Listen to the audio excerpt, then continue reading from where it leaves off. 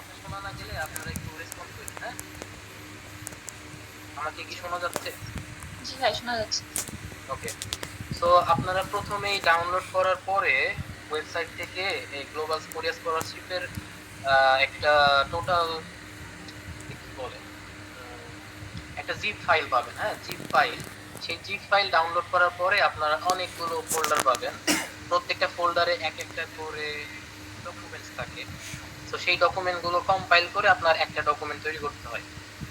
তো আমি প্রথমে দেখাচ্ছি এটা যে কিভাবে আপনারা সেই অ্যাপ্লিকেশনের ফর্ম ফিল আপটা করবেন।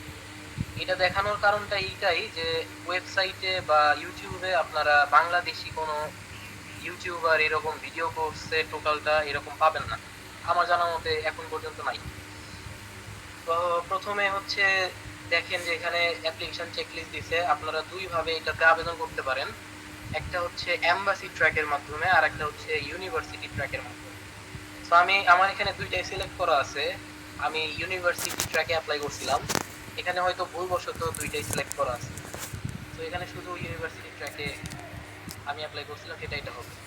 তো name of the institution visiting application, যেটা হবে হচ্ছে ইউনিভার্সিটির নেম, আপনি কোন ইউনিভার্সিটিতে অ্যাপ্লাই করবেন।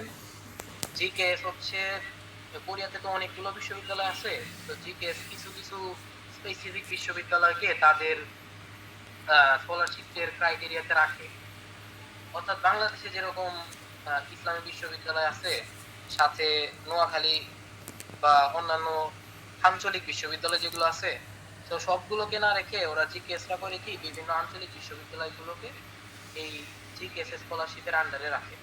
তো আপনাকে একটা লিস্ট ধরাই দিবে যে কোন কোন বিশ্ববিদ্যালয় হচ্ছে জিকেএস এর আন্ডারে আছে।